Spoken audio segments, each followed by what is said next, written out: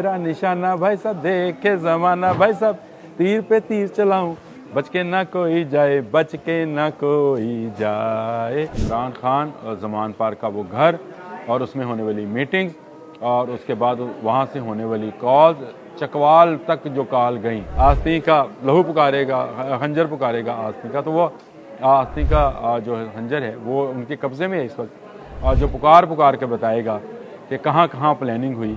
एक बात की मुझे आज हैरानगी तो नहीं हुई, हैरानगी तो उस बात पर होती है जो कभी कभार होती है। एक मरतबा फिर इत्तेजाज एहसन केस हार गए। बिस्मिल्लाहिर्रहमानिर्रहीम, अस्सलाम वालेकुम। बोलते कालम के साथ मैं आमिर रज़ा खान और मेरा निशाना, भाई साहब देखे जमाना, भाई साहब तीर पे तीर चलाऊं, बच के ना कोई जाए, बच के ना कोई जाए।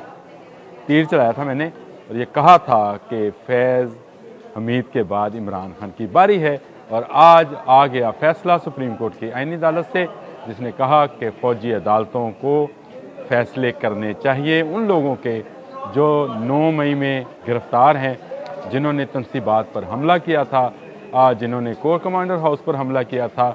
वो 83 अफराद इस वक्त भी फ़ौजी अदालतों में अपने केस लड़ रहे हैं और इनका फैसला फ़ौजी अदालतें करें ताकि वो अपील में जा सकें। ये एक छोटी सी खबर है, लेकिन इसका धमाका जो है बड़ा होगा। वो सुना है ना आपने, पटाखा छोटा धमाका बड़ा।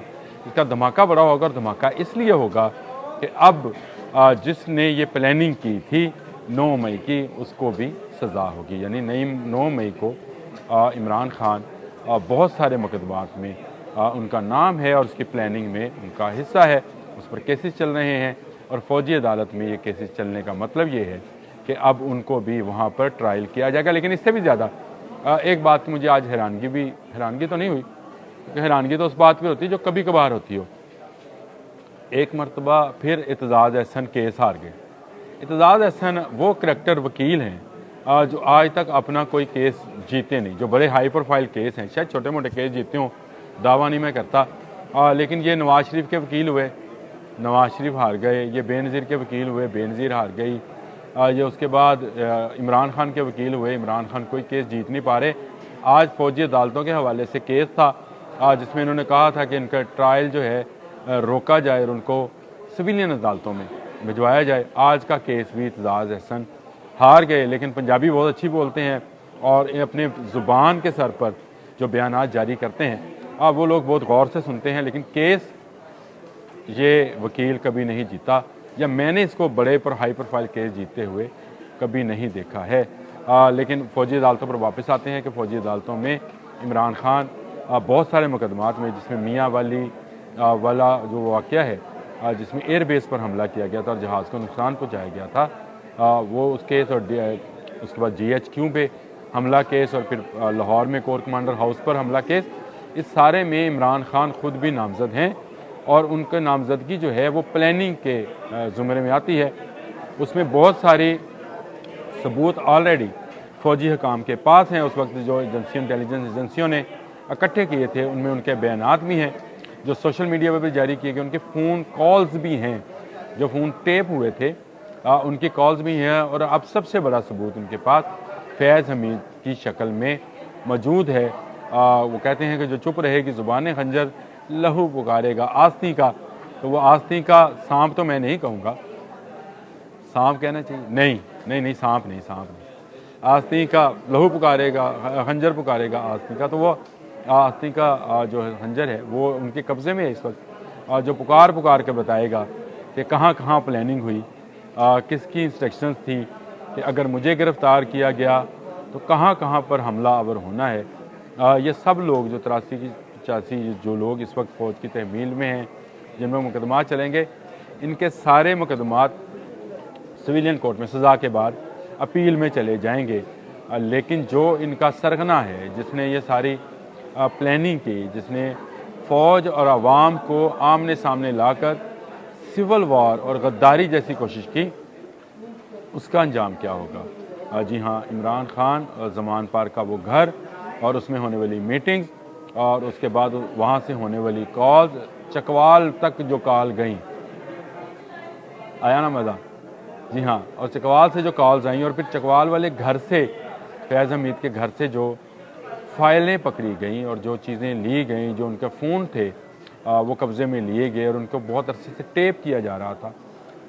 ज़राए बता रहे हैं जी शायद ना किया जाता हो, हमें क्या, लेकिन कहा यह जाता है कि उनके जो फ़ोन कॉल्स थी उनको टेप किया गया था और उनके राब्ते मुसलसल रहे, हत्ता कि जब वो हट भी गए उस वक्त भी राब्ते रहे। बैन उससे ही जैसे साकिब निसार के एज एन चीफ जस्टिस हटने के बाद भी इमरान खान उनसे राब्ते में रहे, मुलाकातें करते रहे और जजेस को जो उन्होंने साकिब निसार फिट करके गए थे उनको जो है डायरेक्शन जो हैं उनके ज़रिए पहुंचाते रहे। तो यही काम जो है जनरल फैज़ हमीद कर रहे थे, जिस पर उनको गिरफ़्तार किया गया और अब उनका जनरल फील्ड कोर्ट मार्शल होने जा रहा है। लेकिन ये जनरल फील्ड कोर्ट मार्शल मैंने आपसे बताया था कि निशाना कौन है। जी हाँ, इमरान खान पर अब फौजी अदालत में बड़े आराम से, बड़े सुकून से मुकदमा चलेगा। आज आने वाला आईनी अदालत का फ़ैसला जो है इसको अब कोई चैलेंज नहीं कर सकता, मासवाए कौमी असम्बली और सेनेट के, कि जहाँ पर इसको दोबारा से हटाया जाए, इस आईनी अदालत को ख़त्म किया जाए, आइन में से इसको हज़फ किया जाए, तो ये फ़ैसला वापस हो सकता है।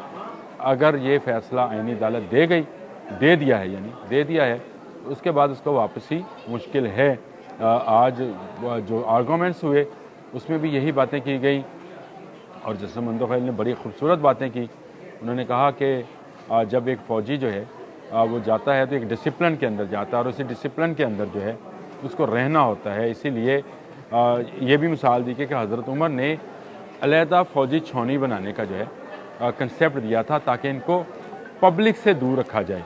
लेकिन अगर पब्लिक घुस जाए फ़ौजी इलाकों के अंदर और तोड़ फोड़ करे और टीवी तोड़े और नारे लगाए और सालन उठा के लाए, मोर उठा के लाए, चोरी करे, वहाँ से अंडे और पेंटें लहराए फ़ौज की, मुझे बताएं कौन सी रियासत, कौन सी हुकूमत, कौन सी फ़ौज जो है ये बर्दाश्त कर सकती है। मैंने कल कहा था कि ये सारे का सारा, बल्कि परसों कहा था, कल तो मैंने दोबारा रिपीट की थी ये बात कि इमरान खान के गिर्द घेरा बहुत जल्दी और तेज़ी के साथ तंग होता चला जा रहा है, डिप्रेशन में है बहुत ज़्यादा। इसीलिए उनकी अपनी पार्टी के अंदर भी जो है आपको एक बड़ी रिफ्ट जो है वो नज़र आती है। हामिद अली ख़ान जो वकील हैं और जो किस ज़माने में सेक्रेटरी जनरल भी थे, उनका बयान भी पढ़ें कि बहुत जल्दबाजी में फ़ैसले किए जा रहे हैं, सिविल नाफरमानी के बहुत जल्दबाजी में फ़ैसले किए जा रहे हैं, मुज़ाकरात के। ये मुज़ाकरात, इसको मज़ाकरात पढ़िएगा, यानी मजाक है। अब मिन्नतें और तरले किए जा रहे हैं और कहा जा रहा है कि हमारे साथ मुज़ाकरात करें, हुकूमत तैयार नहीं हो रही। कभी ये पहाड़ पे बैठे थे और कहते थे जी हम हुकूमत से मुज़ाकरात नहीं करेंगे, हम उनसे करेंगे जो बहुत पावरफुल हैं और सारे इख्तियार उनके पास हैं। अब इनको पता चलेगा कि इख्तियार किन के पास है। हुकूमत सियासी है, गो समझा ये जाता है कि इख्तियारात किसी और के पास हैं, लेकिन इस वक्त इख्तियारात असम्बली के पास है। 26वीं आइनी तरमीम मंजूर हो चुकी, आइनी अदालत बन चुकी है। आज आइनी अदालत ने फ़ौजी अदालतों को फ़ैसला सुनाने का कह दिया है। फैसले सुनाए जाएंगे और ये केसेस जो हैं इसके बाद वापस उन अदालतों में जाएंगे जिनको सिविलियंस अदालतें कहती हैं। लेकिन एक दफ़ा सज़ा हो जाए तो उसको ख़त्म करना मुश्किल होता है। आज के लिए इतना ही। अल्लाह।